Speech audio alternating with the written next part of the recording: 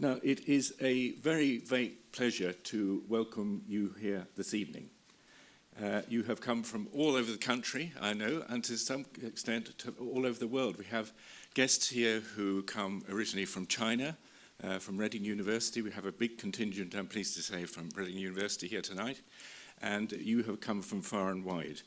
We're very pleased to have you with us. IHEEM was founded in 1943, 5 years before the NHS. It has a proud history, and I calculate that at least 70 presidents before Pete Sellars took over have been in post since we were founded. Over all these years, the Institute has fostered the highest standards in the design and maintenance of hospitals and of the qualifications our members achieve to support these. IHEEM also prides itself in being a good partner with the Department of Health and Trusts, with our industry partners, with universities, and our fellow professional bodies. I would like to give special thanks this evening to the IET, whose building we are in. They have allowed us to use their excellent facilities free of charge because we are part of a group of engineering professional bodies who work together, and as you probably know, this building has recently been refurbished, and we have the use of this building free of charge. We're very grateful to them. I'd also like to thank all the other supporters of the Institute who've been kindly supporting this event tonight. They are Waldman Lighting, Salix Finance, Trend Controls, and Static Systems. May I ask you to give a loud round of applause to our supporters.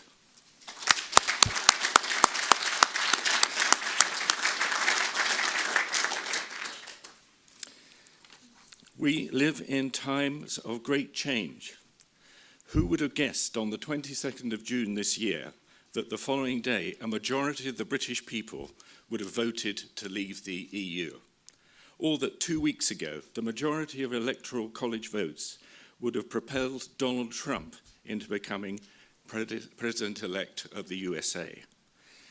In this time of change, we need strong leaders with a clear vision.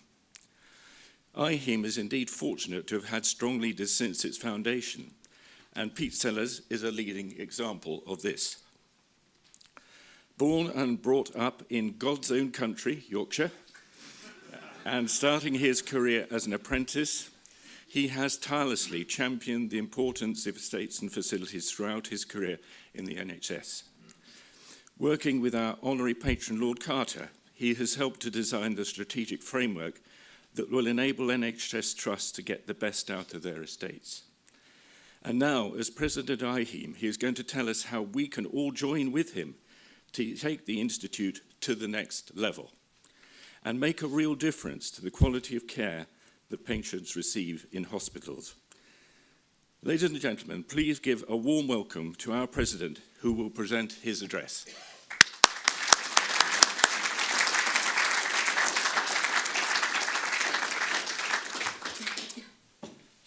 Thank you, Julian. And firstly, just a sincere thanks from myself, first to the Institute for allowing us to use these fabulous buildings. And also, as Julian said earlier, I know a lot of people today have travelled a long way to come tonight, and certainly a number of people have changed their arrangements. So thank you from me. I hope you're going to enjoy tonight. What I'm going to talk about is the vision. When I kind of took this role on, they told me about 2 or 3 weeks ago, I got to come here tonight and set the vision for the Institute. And also said to me that actually part of the vision, next year in the summer, the Institute has an opportunity to set its 5 to 10-year direction in respect to its strategic direction. So what I want to do tonight in terms of the vision is try to make sure as an institute all our members have an opportunity to influence what that direction of travel looks like going forward. I'm just going to give you a little bit of background around my key drivers, what's kind of led me to come to the themes I'm going to discuss later, a little bit about next steps and governance, and also we're going to open it up for panel discussion. So you'll see there's plenty of seats here tonight. So the first 2 or 3 hecklers or whatever, I said, let's get some extra seats because let's get them at the front talking. But seriously, there might be one or two people I mentioned tonight who I've just actually told about 5 or 10 minutes ago that you will be joining me on the Q&A session. But that's part of partnership. Tim, do you want to join us? So what kind of drove my thinking, actually? I wanted to make sure that when we looked at the vision going forward, that the first thing it did is align with and complements the founding principle of what the Institute was and about when it was formed back in 1943. And I'll talk a little bit more about that later. The second bit for me, which is core to the vision, is actually everybody in this room, but also the other 2,000 members we've got within the Institute. This is about ensuring that we actively support our members in terms of their needs. But also, we've got a really growing affiliate membership, and I want to make sure that we also take their thoughts and views in respect to what they want from the Institute. And thirdly, I've already discussed this very briefly, we've got a lovely opportunity, or it feels like we've got a lovely opportunity, to influence what the strategic direction is for the Institute for the next 5 to 10 years. That feels a long, long way away, but in some respects, we need to start to think about what we need to do now if we're serious about making sure IHEEM is well positioned for the future. And that's kind of where my kind of thoughts and thinking has been. So a little bit about the founding principles. I've got to say I shared this with the National Council when I had my first meeting with them about 3 or 4 weeks ago, and I can see quite a few of them in the room, so I'm not going to embarrass them by saying that nobody actually understood what the founding principles were of the Institute. But I thought it was really important that, first of all, as we know, the Institute has evolved and changed over the years to incorporate lots of different professions, and that's fantastic, and we need to continue to do that. But if you look at what the founding principles were of the Institute when it was formed, it was predominantly 2 things. One was about promoting excellence in the provision and maintenance of healthcare environments and buildings, and the second was about supporting the profession in respect to development, training, education and research. 70 years on, I kind of don't feel we need to change those kind of principles and values. I think it's still very active today. In fact, when I read them, I thought absolutely fantastic, because as you said, Julian, it's been what I've been about for years. It's about promoting the excellence of our healthcare buildings. I think what has changed 70 years on, and maybe this is the challenge for IHEEM to think about going forward, is how do we ensure that actually we actively support our members in respect to what the Institute offers. And I think that's going to be one of the key themes of what I'd like to discuss. But I think we also have to recognise that thanks to the hard work and commitment of previous presidents, and there's a few in the room here tonight, and also the very hard work of a very small group in the head office at IHEEM, we've actually got a really strong platform to come from. IHEEM is financially sound. Its membership base is growing both in terms of individual members and also in terms of affiliate members. And I think it's got a really strong international brand, which is ever increasing.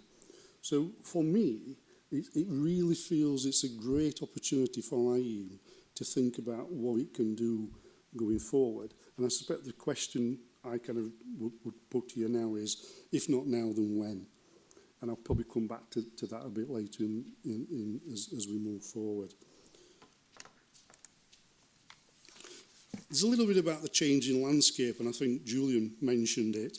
And some of the things on the left-hand side, or your right-hand side, my left-hand side, I'm really pleased about. And if we look at how we've changed healthcare in respect to estate management over the last 5 or 10 years, we've created a situation now where we have increased the governance, the assurance, the expectation. It is a legal right of all patients and visitors to be treated in a clean, safe, fit for purpose environment.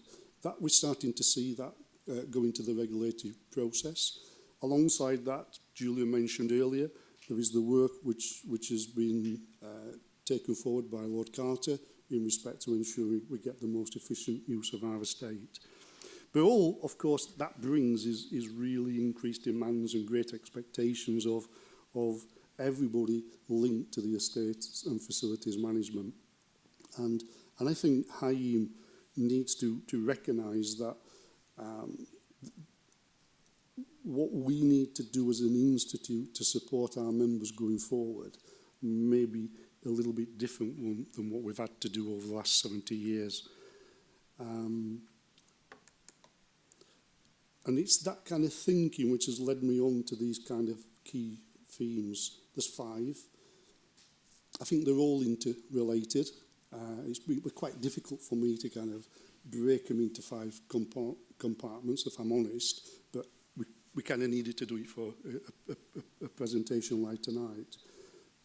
And I want to start with serving our members first. And I'm serious about this. I think IHEEM need to really just take stock. And what we've agreed from a national perspective already, that every member of IHEEM will be contacted by head office. Head office have agreed to do this. We're going to go out and do a very detailed survey to just check in to ensure that what the Institute is doing with respect to supporting its members is right. And we want to get the view from the members to make sure that in terms of influencing the direction going forward, we've got some clear understanding what that looks and feels like.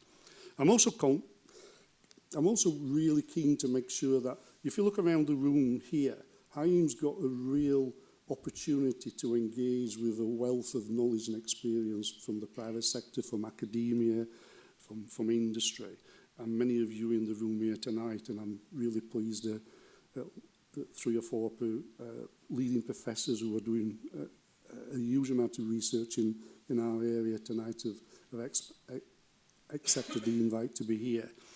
And what I want to do here is create an advisory board where we bring in people from these sectors.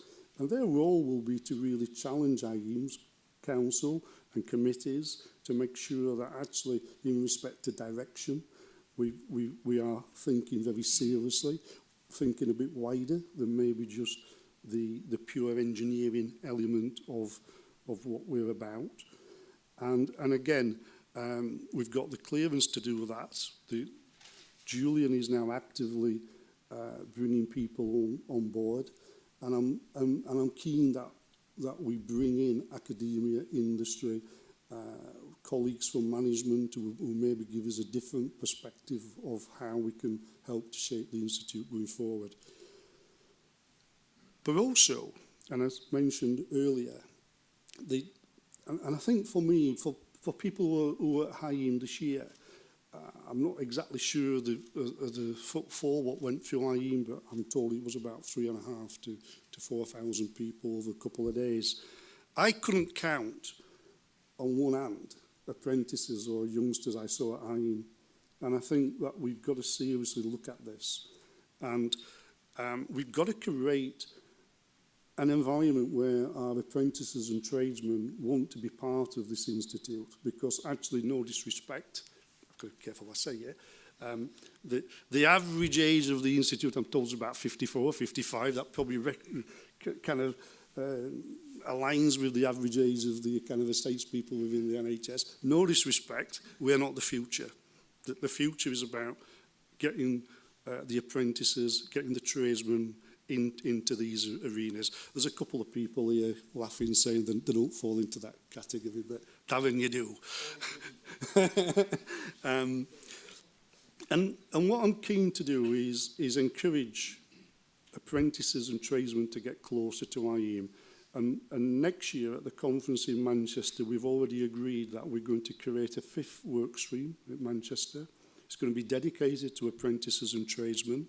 They will have the opportunity to design it, develop it. They can talk about whatever they want. I suspect the topics will be very similar to what you would say the adults and the kind of senior people talk about, but let's get their thoughts and views of what that looks and feels like and give them an opportunity to shape the conference. And we're going beyond that. We've actually created seats on the national committees, which the work has started to plan the conference for next year already, and we're creating seats for the apprentices to join. And I can tell you that Julian and I have tested this in 2 areas. We was very privileged to be invited up to Durham a few weeks ago to the Apprenticeship Awards. There were 45 apprentices, I think, went through that awards. And I kind of committed IHEEM at that night to say, we're going to do something for you. The commitment from the North East was, if you do that, we will put a bus on and we will ship all apprentices to Manchester to the event. We tested it in Scotland and we got a similar response.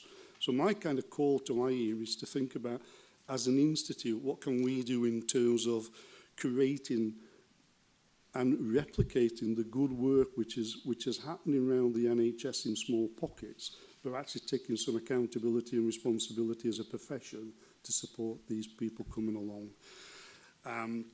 And finally, around that area of apprentices, we're very keen to do some work around bursaries. And I know there's at least 2 organisations in the room tonight who are working extremely hard alongside IHEEM to create bursaries for the apprentices in the future. And I'm pleased to say that Chris Norvey, past president, has agreed to lead that piece of work for us in taking that whole agenda forward of engaging with apprentices and looking at how the Institute can work with industry to create bursaries. In respect to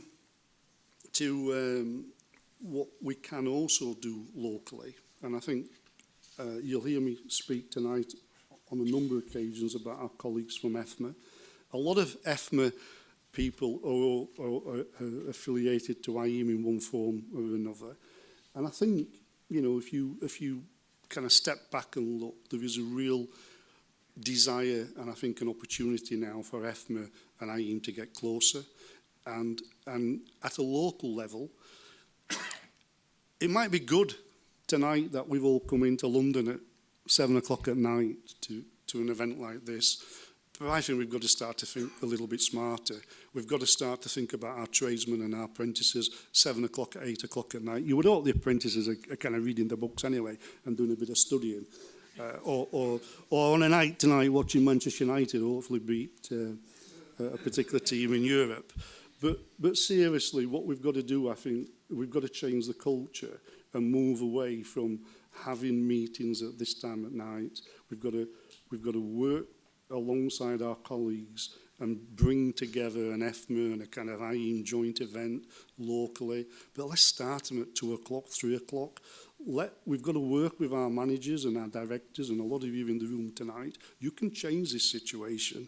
You can allow your tradesmen and your apprentices to participate on the strength that hopefully that we can ensure that by them turning up, they're going to get some benefit from it. And again, we're going to work very closely with all our local branches to ensure that what we're trying to do nationally is give a voice to apprentices and tradesmen right through to the council. But our local branches also have to have that same philosophy to allow apprentices and tradesmen to get closer to those agendas.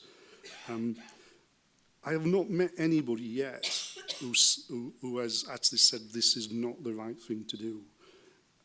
But it's not down to a few people. It's about the Institute wanting to support its members, and my call is for everybody to get behind that kind of journey. And I'm sure we can come back to that discussion a bit later. And I always do this. I always kind of blast along and forget the slides, but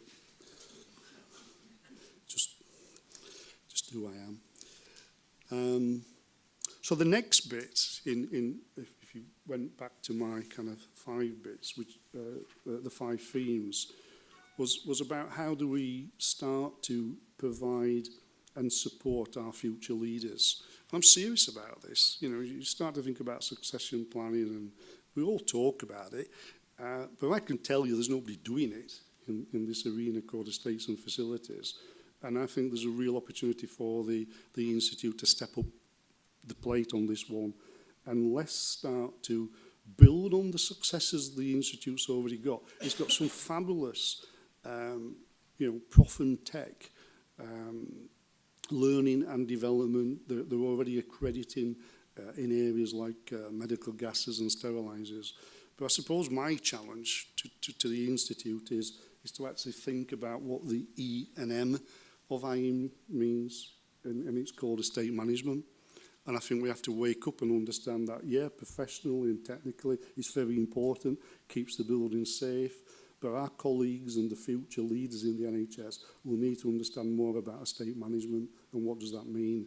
And I think we've got to open up and start to work with colleagues around engaging with academia, private sector, we've got a number of leading people in the room tonight who are very active in providing training and development. What I would like to see is that IHEEM uses its professional status and uses that to become a recognised accrediting body for all aspects of estates and facilities. Huge task, but again, so I've got an extra seat on the table.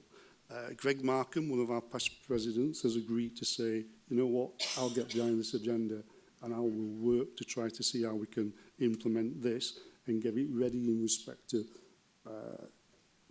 defining what that looks and feels like for next year's 5 to 10 year plan. So thank you, Greg.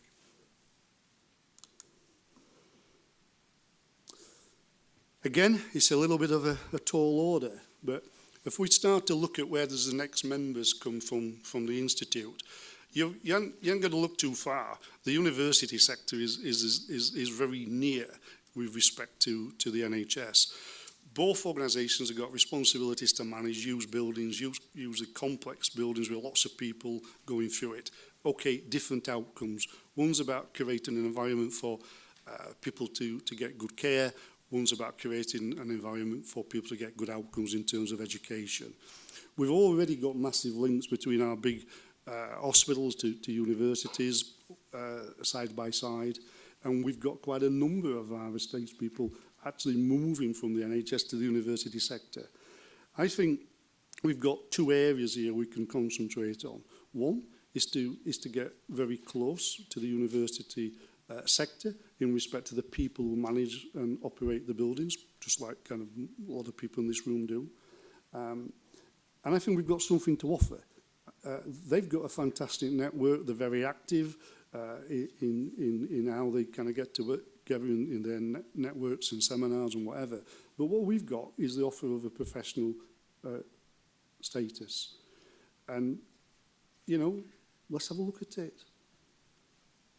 But maybe we've also got to think about IHEEM, and I kind of put that up on the slide. Because if I was in the university sector, I would say I'd need to be recognised. So maybe if we're really serious about that as an agenda for the next 5 to 10 years, we may have to think about IHEEM becoming IHUEEM, the Institute of Healthcare and University sector.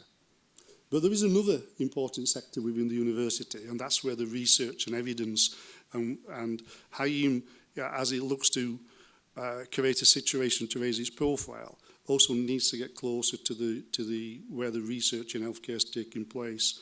And we've got huge opportunities. There are a number of those organisations in the room tonight. And Paul Kingsmore, who I'm sure most of you will know, previous past president, and is now working in the university sector and has worked in the health sector, has agreed to take this kind of theme forward in respect to getting closer to the university sector and seeing how we can bring us alongside one another. The next area is about strengthening existing relationships. I mentioned earlier, I've spoke about EFMA on a number of occasions.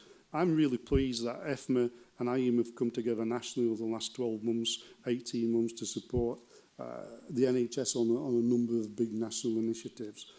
There is an agreement from EFMA's council and their senior president and chair to come alongside IHEEM and work very closely in helping to set up those local regional networks. we're also recognising we probably need to do a little bit more in respect to building. Paul Fenton, who some of you will know, is the chair of HEFMA, and Paul is also a fellow of IHEEM, and Paul has committed to help to really lead and work with us and HEFMA and their colleagues to start to think what we can do locally and nationally to come together. And I think what we would do in that, if we were able to do that, we start to get a collective voice in respect to our estates and facilities profession, the university sector, the health sector, the management and the professional and technical knowledge which the Institute has got access to, becomes a pretty powerful voice in respect to helping to shape the future of EFM over the next kind of 5 to 10 years.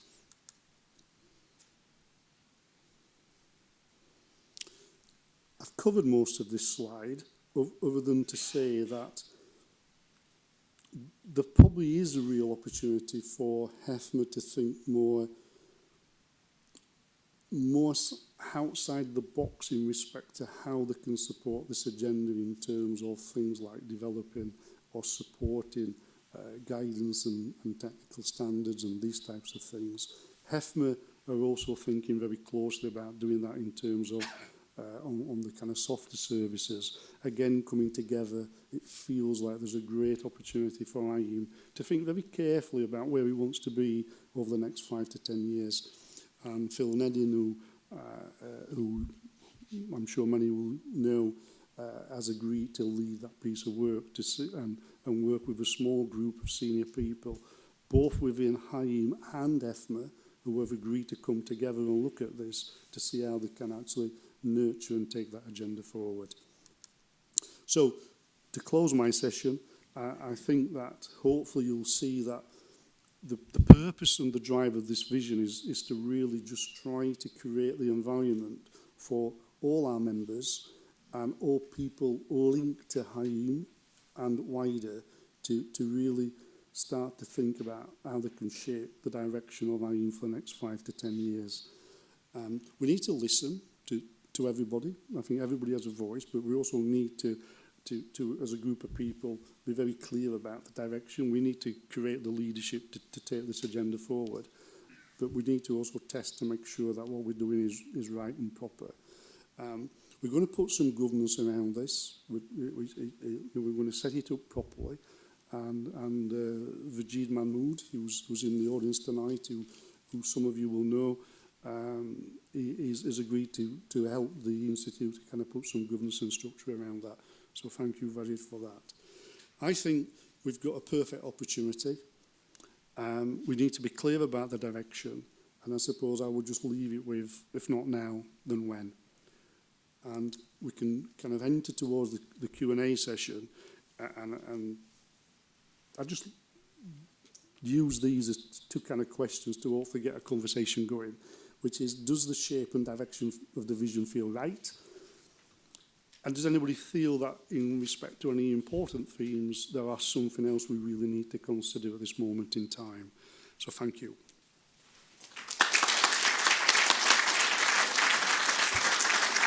Greg, would you like to join us? Chris? Should we get Tim up as well? Tim, if you wish, it's your choice. Thank you. If you go back, Peter, I'll facilitate the questions and answers. Right, well, thank you very much indeed, Pete, for that inspiring address. And I'm sure that the audience is full of lively questions. And we have a panel of the President, immediate past President, and immediate past President with us tonight. So you couldn't have a more expert panel than this. Who has the first question?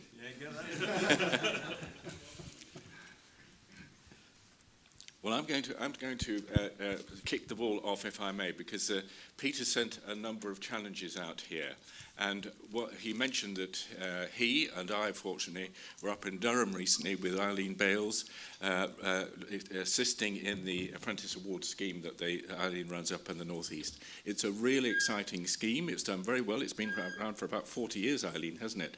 And yet it doesn't get airtime in the rest of the country. Now, we have Chris James with us in the audience, I think, tonight. Chris, where are you? Could you just explain, Chris, why you think it's not working in other parts of the country? Because we need to get it moving. You've heard that it's one of Pete's big drivers, and yet we're failing in the rest of the country. You had experience of running it in the south of the country. What's going wrong? How do we solve it? As if by magic. Yeah, thanks, Julian. I think the challenge really for us as professionals is to sow the seed. I think we all recognise that young people are the future, but none of us seem to have actually bought into that, obviously with the exception of Eileen and a few others around the country, like we did in Southampton. I think the real challenge, as I say, is to try and promote it, get it on the agenda.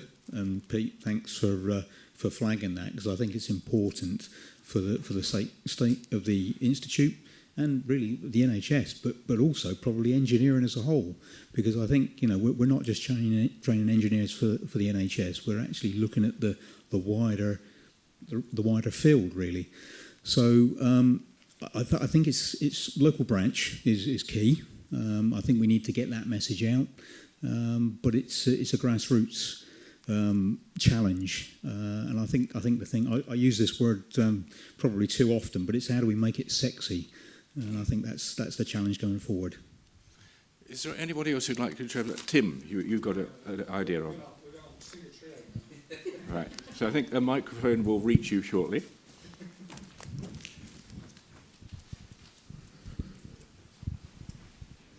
Thank you. I think what we're beginning to discuss, and it's something that probably we need to do across the whole profession, is to actually raise the profile. We used to do it a long time ago. We need to get out there, get into schools and all these other careers conventions and make sure we're on the map. But do that together. It's easier if you've got lots of streams going with it, because the point about the NHS is it's not just one profession in our particular area. There's quite a lot of professions and there's quite a lot of feeders. It's about getting trainees in from school, about getting graduates coming in from university, and we've got universities represented. Get our heads together, work out on a concerted programme, get out there and bring people together. Yes, the branches need to be involved in it, but it's about get out there and get involved in it and have a proper programme in place that can support people who ask questions. Thank you. Mike, you had a comment? Yeah, I've implemented the apprentices at every trust I've ever worked in, and it has always been an uphill battle because it gets that financial benefit. How are you going to do it? You've got to lose something to get an apprentice. I'm not in the health service anymore, although I still serve healthcare, and it's very, very easy. I've got 13 trusts, and we've got at least 2 or 3 apprentices in every trust, purely because there's a levy. If you don't have apprentices, you pay a surcharge. So I would suggest that all trusts that have got PFIs or built-in service contractors, you go and talk to your PFI partner, and you treat them like a partner, and you say, "Can you help us? Are you going to want to do this? Work with us?" And we start getting all the people in. And if IHEEM are then sort of going to back that, as I think Chris has already been up to CMU at Manchester and started discussing that's the way forward, because people would much rather than give the government money, use it positively. Thank you for that. Mark Richards?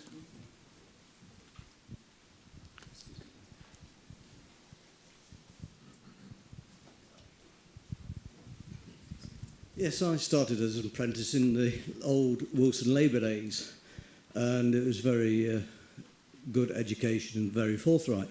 However, one of the things that I've picked up over the years I've been working with the NHS is the fact that there are people coming through as apprentices. They finish, but the question is, how do you retain them?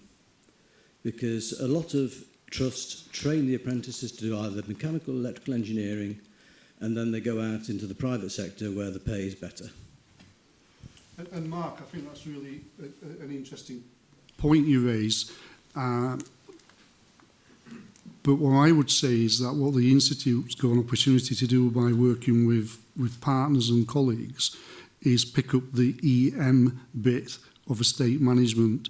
And what that does is take apprentices and tradesmen to the next level of becoming our managers, our directors and our leaders. And I think we just need to recognise that we all need to collectively get together to do that.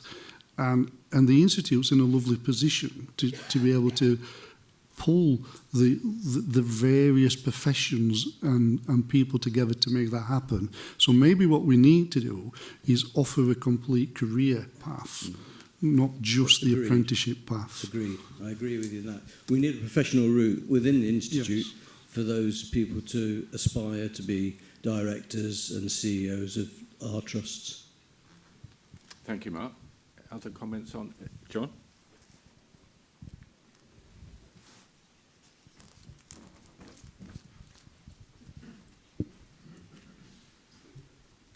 Just a couple of reflections for myself, really. A while ago, our trust held a recruitment open day, and we had a tabletop stall. We were in with every division, and what we'd done internally is we'd showed the youngsters that career map, that picture, because they can't see it.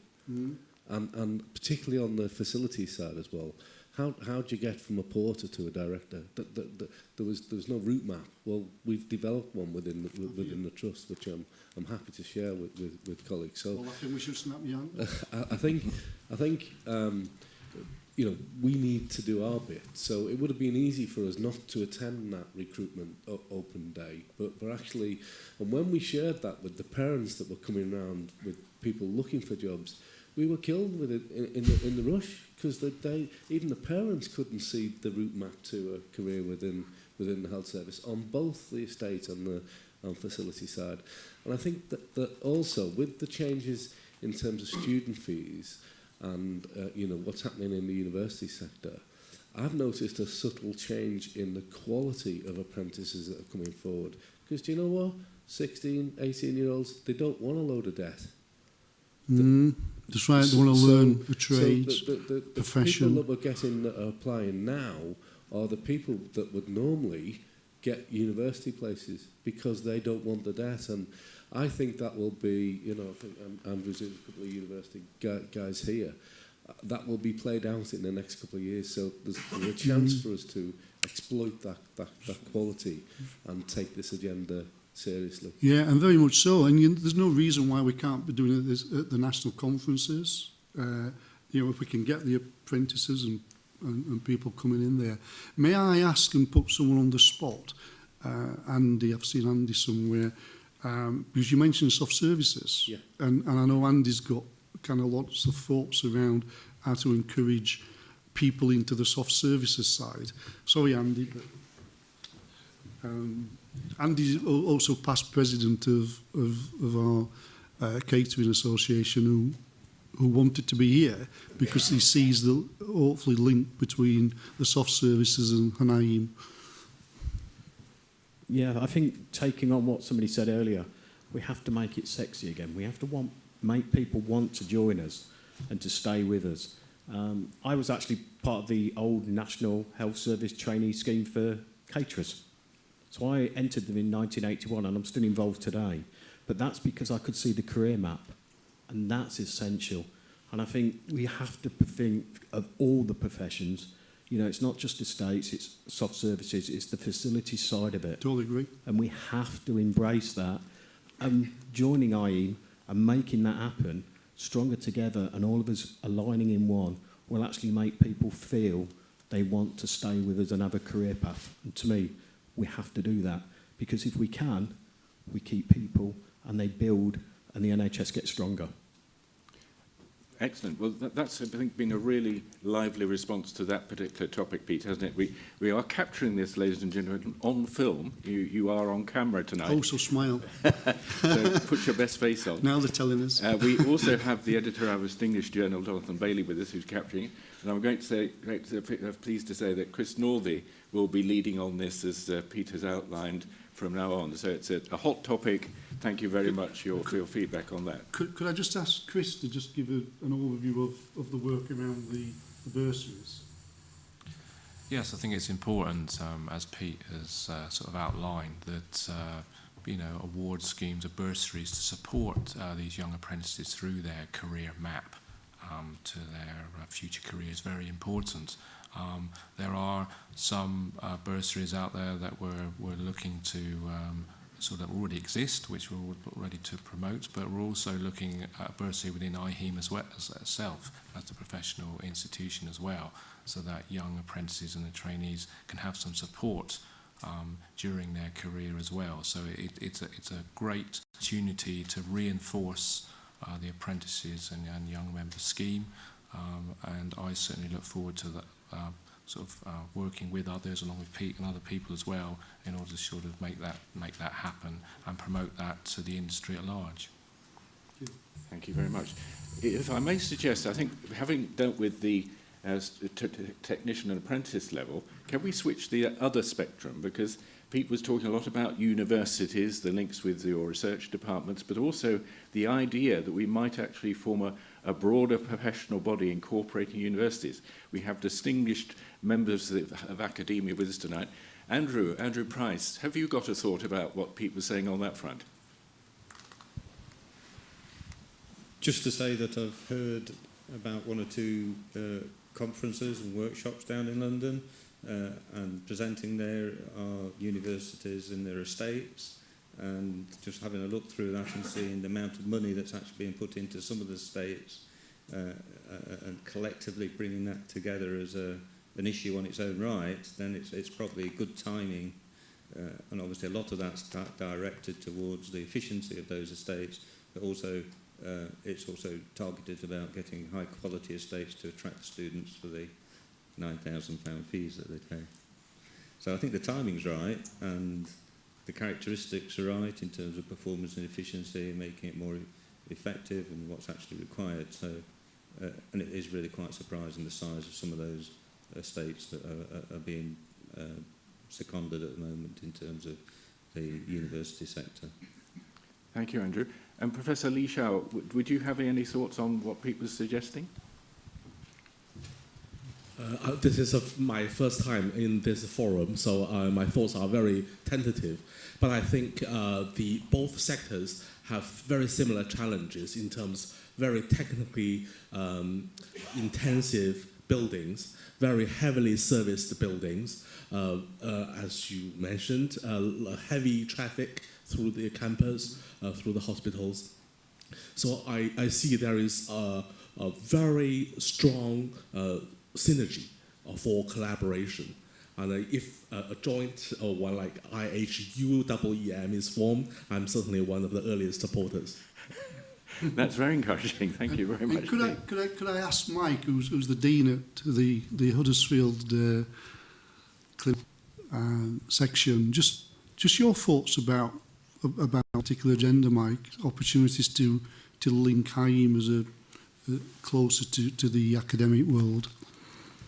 Thanks for that, Pete. I think there are two aspects to that. I think the first one relates to the apprenticeships and the ways that universities and I think IHEEM can work together, but professional institutions in general.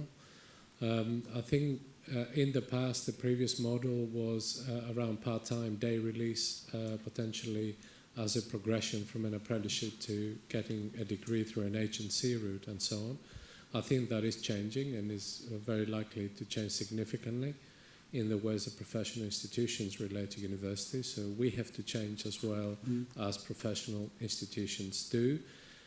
So we see ourselves as validating and providing credit for a lot of the work that apprenticeships are doing. So I think there is a potential for collaboration. I think with IHEEM towards that front, so in terms of a career route, the universities can play a far more important role than what they used to do in the past in providing a bridge between practice and also an accredited qualification. And the second component has to do between, obviously, healthcare and universities. I would argue that universities are behind in terms of their work in understanding client needs, more than compared to the work that's been happening over the last 10 years in healthcare. And obviously myself and Andy used to be involved in a co-funded project through EPSRC for 10 years in providing the kind of knowledge base for healthcare. I haven't seen anything similar in education, but I think the opportunities for collaboration are huge in those areas. Very encouraging indeed. We also have colleagues... Sorry, Pete? Sorry, John. John, yeah. A number of us have been trying to reach out to our university colleagues for the last couple of years via the AU route and not had much success. But since Trevor's been at Birmingham, Trevor Payne, yeah. I don't know whether people know, but he sponsored or he set up the first joint Director of Estates and Facilities conference between the health sector and the education sector. It was about 3 or 4 weeks ago, and I did a compliance presentation. So we've got the vehicle via Trevor to build them routes. But a couple of things that came out of that were of real interest. First of all, they were very interested in our cost efficiency programme and how we went about things. They were interested in the ERIC stuff because they're now becoming under the spotlight in the same way as Carter. But the other thing, and perhaps more importantly, was they didn't know about HTMs. Right. So what standards do they have in the university sector? They use the normal regulatory standards or the CIBSI guides or whatever. And I just suggested to the audience that maybe as a university body, they may want to adopt a HTM on HV. Why reinvent the wheel? You can comply with X, Y, and Z by simply, as an organisation, AUD it's called, adopting that principle. Obviously not for everything, but so I think the mood has changed, is what I detected from that conference, and there's more of an appetite to actually collaborate now. Yeah, and we've got Paul, who is at Manchester. We've got Peter Haggerty up at Glasgow, who is in Milan tonight. And Peter said he would want to work with us. Yeah. So I think we've got some huge connections and opportunities actually there. Excellent. Well, that's obviously proved a rich theme. We've got BRE colleagues, so I'm going to ask a comment from BRE, please.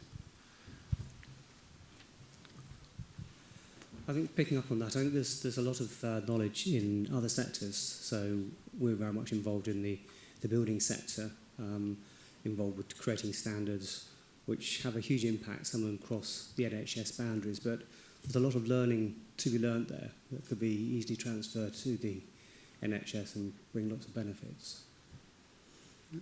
Thank you, Chris. Yeah. Any other comments? Matthew? Yeah.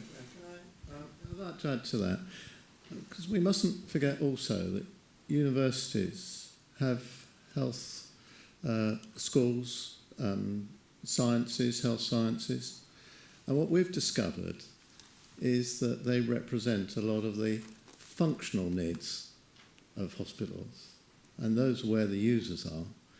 And there's a fantastic opportunity to bring the technical aspects of standards and engineering together with a much better understanding of the functional needs of space. And there's the potential in institutions to join those two parts together. We discovered that there's a nursing leadership program, and they're training senior clinicians to help to build business cases, for example, and they're looking at the physical environment. They're going to deliver the healthcare, but in complete separation from those that actually work in the physical environment. And that synergy is something that we must really develop further. Thank you very much. I'm going to slightly, again, alter the focus, if I may, and ask one of our industry colleagues, Mark Stanton. Would you like to tell us a little bit what you would like to see the Institute doing for industry that we're not doing at the moment? Thank you for that.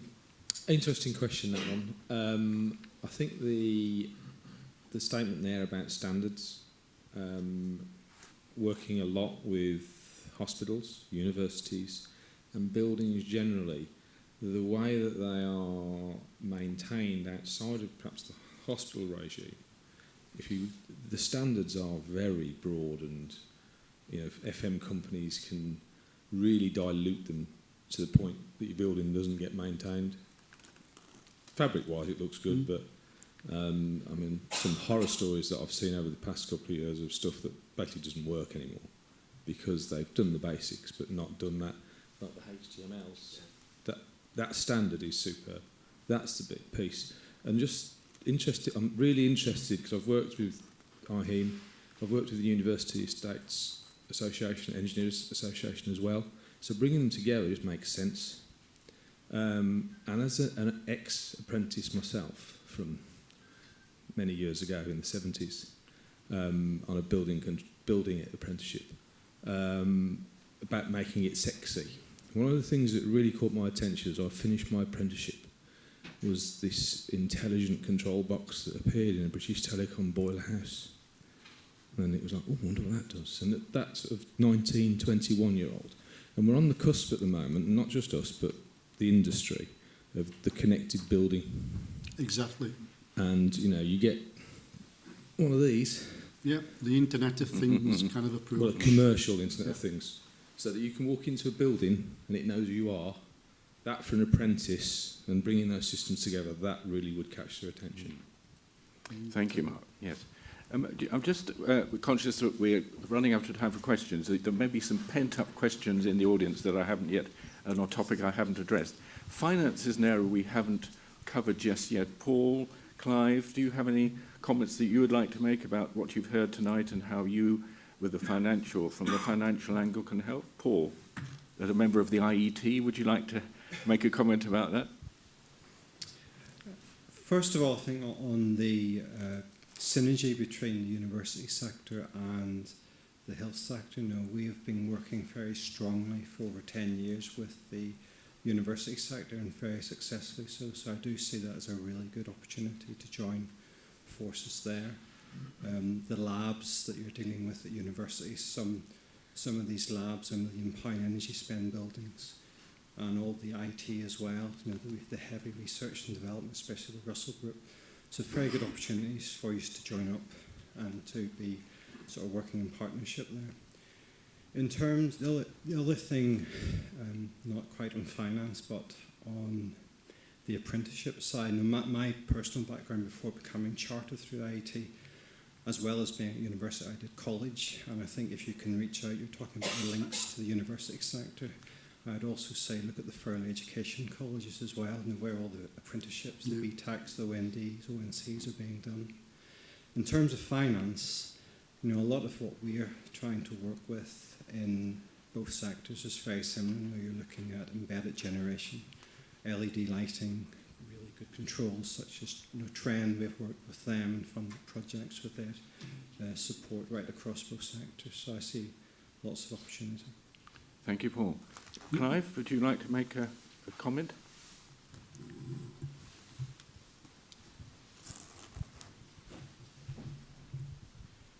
Hello, thank you. Actually, I want to change the course of the ship slightly. The thing I nearly heard you say, but not quite, Pete, was the fact that, it's a concern certainly of mine, that the professional strength of the department and the NHS is almost vanishing from the estates side.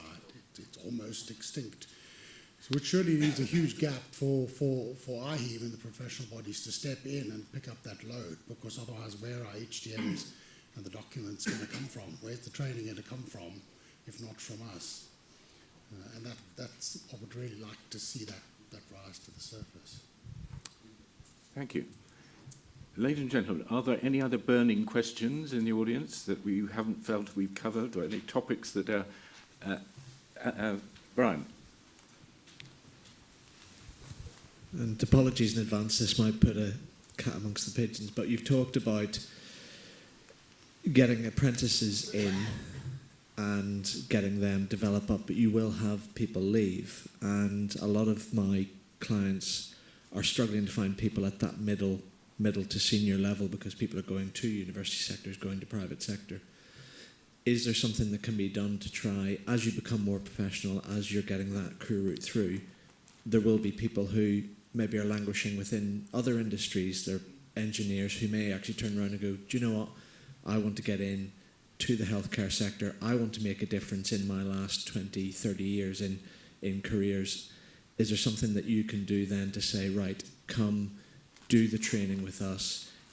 You know, it's not obviously going to get you into, you know, sort of to be at the same level as you are now, but some people are looking to actually do and make a difference and work in hospitals who have got great skills outside. But a lot of trusts say, we don't have the time and resources to invest in these people coming in even from the public sector.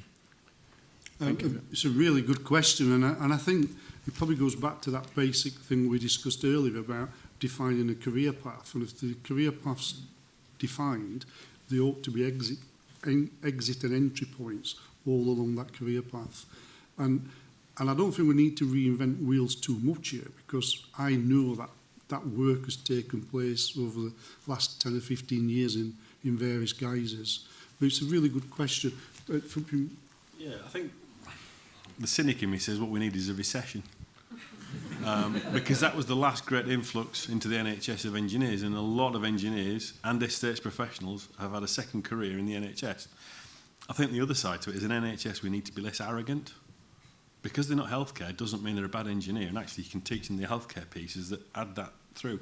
And in my time, some of the best engineers that I've worked alongside have not been NHS apprentices, they've not been anywhere near healthcare, but they come in with ask the obvious question, why do we do it this way? And the answer is, oh, that's because it's always been done that way, or, well, that's what the HTM says, and actually it didn't, it might have done 20 years ago, but not the current edition. And I think that's where, as an industry, we do need to peg our arrogance down a little. We need to bring people in and actually harness them, because for whatever reason they're looking to come into the NHS. We've got to give them the idea that there's a career there, and you don't have to have a white coat to join the NHS. And B, when they do, welcome them in and understand they have strengths, even if the healthcare knowledge may not be there.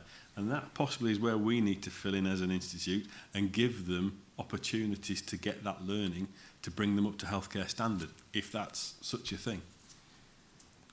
Thank you very much. Well, that's been a very, very lively source of questions. One further dimension, Sebastian Gray, you're linked to the SIBSI Young Engineers Network, correct? And we want to connect with young engineers. How do you do that? I wasn't expecting that to say anything, but all right. I agree with come on, your name. Chris, you have to make it sexy. And you have to be able to show young people what, if they're going to do something like get into engineering, show them the career path they're going to be taking. Because at the end of the day, the only thing most young people are interested in now is, you know, Facebook and, you know, Kim Kardashian. So you've got to make it interesting, and you've got to say, look, if you take this scheme, this apprenticeship, or, you know, whatever you're going to do, and you want to become an engineer, this is where it's going to take you. You know, you can aim to be this, but you've also got to remember. And you were saying, you were showing a career path at one of these events, where you go from an apprentice all the way up to a CEO. Not everybody will want to become a director or a CEO. But I would say for young people, make it sexy and show them where it's going to take them, because, you know, I planned my career when I was 15, so, you know, and I think that's what people need to do. They need to plan it, but make it sexy. Thank you very much. Well, do you want to come and help us? Yes. Well, I'm already in discussion with Julian on doing that. So. The real expert. May I ask one more question? Yes, of course. And it's the bit I mentioned about the EM bits, the estate management, and how do we kind of, as an institute, recognise that, okay, our roots are engineers or technical and professional, but actually the business moving forward is going to be about estate management. And Peter, if I dare put you on the spot, Peter Rammaker has actually joined our advisory board to give us some steer in terms of how we engage in management in a different concept. Would you like to just give your thoughts about how we could take that agenda and kind of make that sexy to someone in the future as well? Thank you, Pete.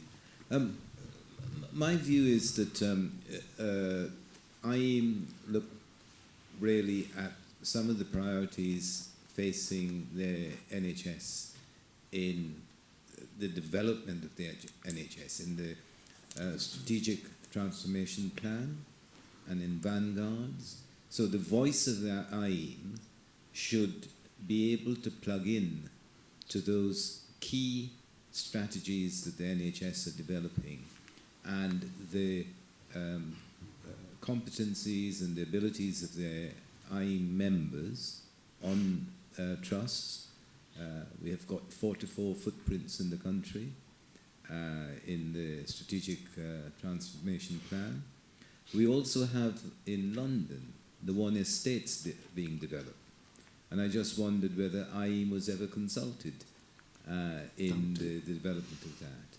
So it's a case of IHEEM having their intelligence network and being able to, and being given the opportunity to influence. So in so doing, the skills and the abilities of IHM members, of IHEEM members, should be evident, and it helps in the development process that people are talking about from apprentice to board director. I very much look forward to the time when a key board director in an NHS Trust board will be an estates director. At the moment, it's not a full position, but I think that there is. I'm very impressed because I'm chair of the IHM, Institute of Healthcare Management, in the London and Southern region. And I could see that IHEEM have been developing in strength and IHM has been going down. So there is something there about the voice, the professional voice that IHEEM has, to echo it and to make it louder. And it's a question of having good intelligence network when these plans and so on are developed, in particular now as the NHS is going through a massive change. Some people say we're going back to strategic health authorities. The transformation plan, the 44 footprints are really strategic health authorities by another name. But in essence, what I'm saying is that the IHEEM should be plugged in more than it has been at this stage. And it certainly is ripe for getting the key decision makers to know what IHEEM members could contribute. Thank you, Peter. Right, I think I'm going to give the last word to Eileen, if I may, because we've nearly finished our time for questions. Eileen, would you like to comment on what you've heard and how you think we can act on some of the things that have been proposed this evening? Tim just said I've remembered my question and I haven't now. What I would like to sort of pick on a few points are, I mean, I don't know whether I'm lucky or not, but I work with estates apprentices all the time, engineering and construction. And it is about making it sexy, using that word that's being flaunted around today. But it is about engaging these people. And, you know, I spend 24/7 with these apprentices, and it's about showing them what IHEEM can do, what HEFMA can do, what trusts can do as well. And it's engaging with the trusts. And that's a big thing. I do a lot of work with schools and everything, and one of the first things I get is, what do you mean engineers? The NHS is doctors and nurses, and that's where we've got to go right back to the beginning, is making people aware that the NHS is not just about doctors and nurses, it's about, there's a function happening behind the scenes, and it's about working collaborative together to see that.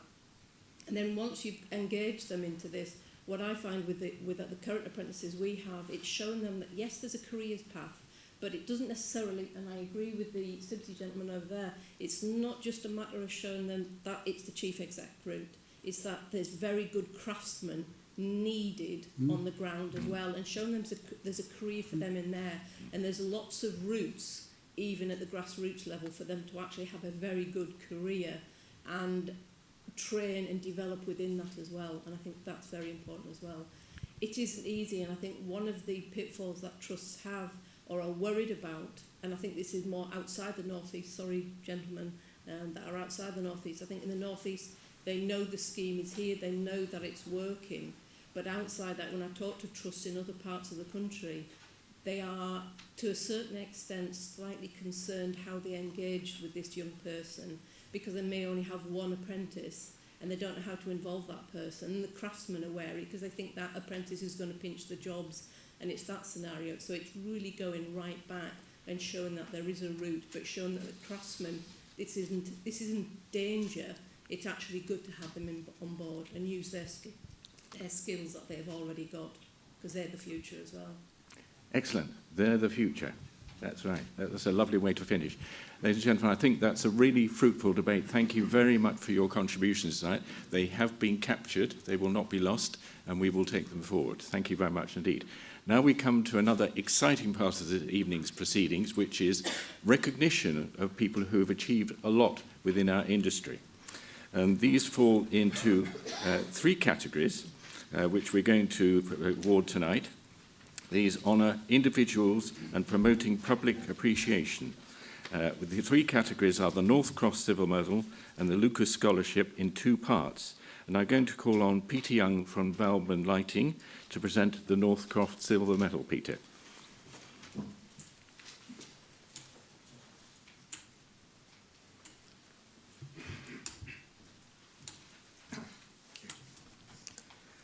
Good evening, ladies and gentlemen, Mr. President. Sorry I had to take the long way around.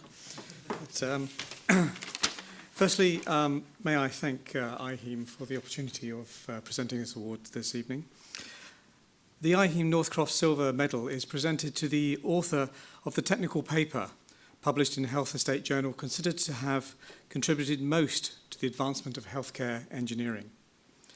Lionel G. Northcroft joined Spirax Manufacturing Company as sales manager in 1932, subsequently becoming managing director and then chairman of Spirax Sarco Engineering Limited. Lionel Northcroft was also president of the Institute of Hospital Engineering from 1967 to 1969, and throughout his career always encouraged engineers to promote and publish their work.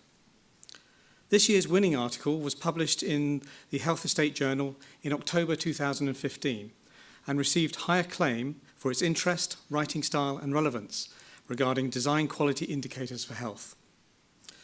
Walman Lighting proudly announced that the winner of the Northcroft Silver Medal for 2016 is Paul Mercer for his article, A Valuable Tool for Optimizing Design. Paul has spent almost 30 years in healthcare estates management and architecture in the NHS and private practice. A key interest is the interaction of design teams, clients and wider stakeholder groups, both at the inception of projects and on the continuing basis throughout design, construction and in use. He sees wide, comprehensive and honest stakeholder engagement is vital to project success, regardless of size or value. He views design quality indicators for health as an enabling tool to bring stakeholders together to devise a common language and collectively support strategic design and quality objectives. Paul believes that facilitated workshops provides a focus for open discussion. The most important part is having the conversation. Therefore, it gives me great pleasure to invite Paul to come up to the podium and collect his medal for the Northcroft Silver Medal.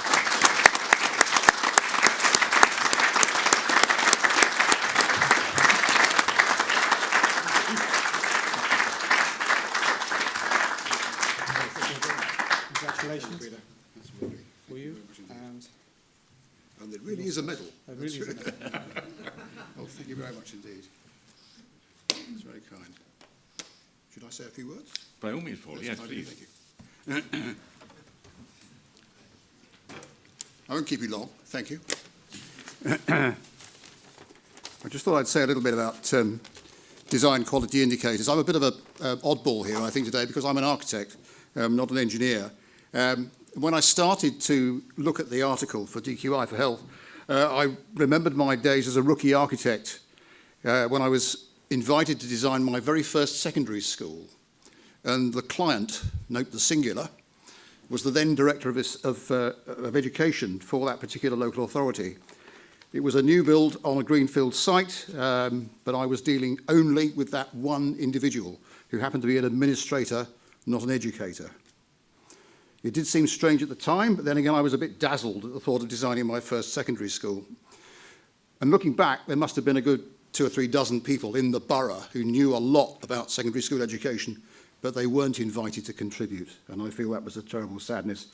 And I hope that design quality indicators in the healthcare sector at least will start to overcome that issue. In the end, the idea was shelved, and they built something called the Excel Centre instead. DQI is a very strange animal. It's part subjective, it's part gut feeling. The biggest hurdle is to get the stakeholders to think even a bit that the process might be worthwhile. People who have done DQI, for the most part, think it's very, very time well spent and the scheme is the better for it. If there's one central message, and Peter alluded to this, it's the sharing of ideas, involvement of a wide range of stakeholders, and yes, there are 70-odd questions, and they're useful and they cover the bases, but the most important thing is the conversation, is getting the people together to talk about what they're going to be doing. And the wide involvement of the wide range of skills and professionals is crucial. I was involved in rewriting the current version of DQI for Health, and I think it probably now needs another overhaul in context, in content, and how it's conducted. We could readily involve people using social media in the briefing and design process, and some of the questions need updating as well. We've always had difficulty talking about engineering, but as soon as you start talking about heating and cooling and opening windows, off you go. Everybody joins in. There are some statements that are a little bit dodgy. There's one that we cut out last time we revised it. We used to say, people will like coming here, which doesn't really work when you're doing a mental health facility. So DQI has its place. I hope it will involve some more. Whatever happens to DQI, always beware the Docklands Secondary School scenario, where one person or even a small clique think they know everything. If I can just thank a couple of people who contributed to the article. Those of you who read it will know there's a rather splendid photograph of Phil Smith from NHS England. He's a great supporter of DQI, and his input and his colleagues in the project appraisal unit were extremely helpful.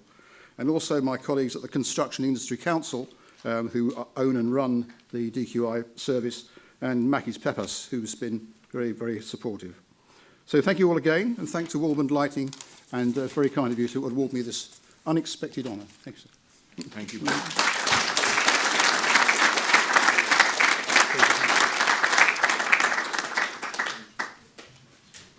And the second award this evening is the Lucas Scholarship, and I'm going to call up Mark Stanton from Trend Controls Systems, please, to present the first of the 2 Lucas Scholarships. Thank you, ladies and gentlemen, Mr. President. Thank you for the opportunity to attend. I really like the content. One of my passions is craftsmen, engineers and apprentices, because I am an apprentice and I was an engineer. So if there's any help in the future I can give, I'm more than willing. So the IHEEM Lucas Scholarship Award was created in the mid-1980s in recognition of Bernard Lucas's efforts for the Institute and to encourage up to 2 young members of the Institute to participate in events such as the annual conference at no cost to themselves. Trend Control Systems Limited proudly announced that the first of this year's IHEEM Lucas Scholarships Awards is Matthew Page from Eta Projects. Matthew joined Eta Projects in March 2015 as part of the electrical engineering team. He has worked on many exciting projects, such as the design of the upgrades to standby generators at Charing Cross Hospital, along with design and project management of improving the current lighting infrastructure at Hillingdon Hospital. Matthew is now currently studying for an MSc in Building Services Engineering at Brunel University. Matthew has been nominated by Eta Projects for his innovative ideas and outstanding commitment to both project and clients. And it gives me great pleasure to invite Matthew Page to come up and collect his award.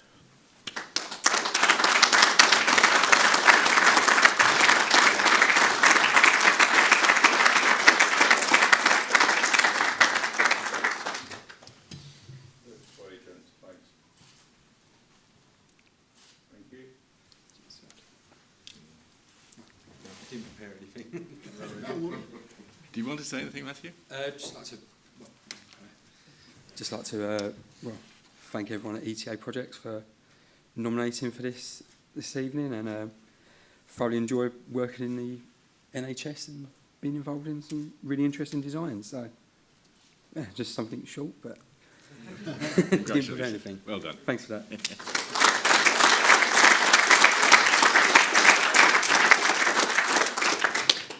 And finally, ladies and gentlemen, I'd like to call up Paul Smythe from Salix Finance to present the second of the Lucas Scholarship Awards.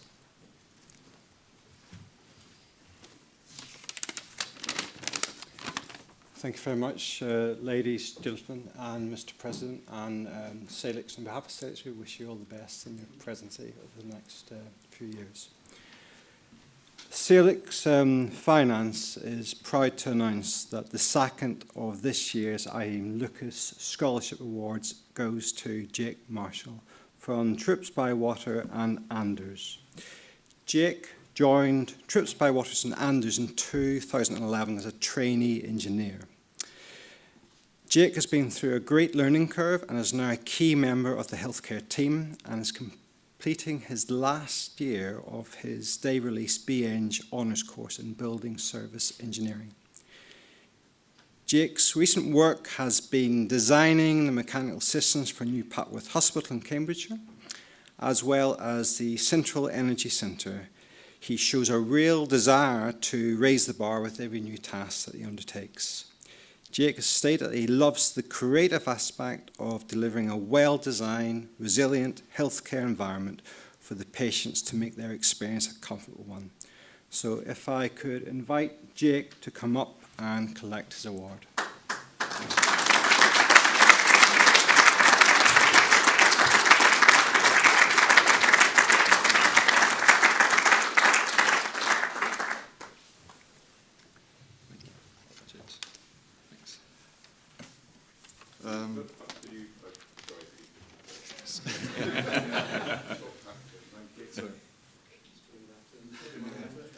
Do you want to display the certificate, Jake?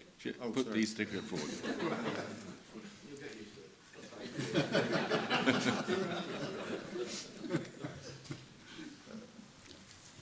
Yeah, I'll keep it short and sweet as well. Yeah, I just feel privileged to have landed in healthcare, to be honest, because it's quite an interesting service sector to design services for. I couldn't imagine working in offices and stuff like that. It seems a bit limited. But yeah, the day release from my college and stuff, it's been really interesting. So yeah, I'll leave it at that. Thank you. Thank you. Cheers.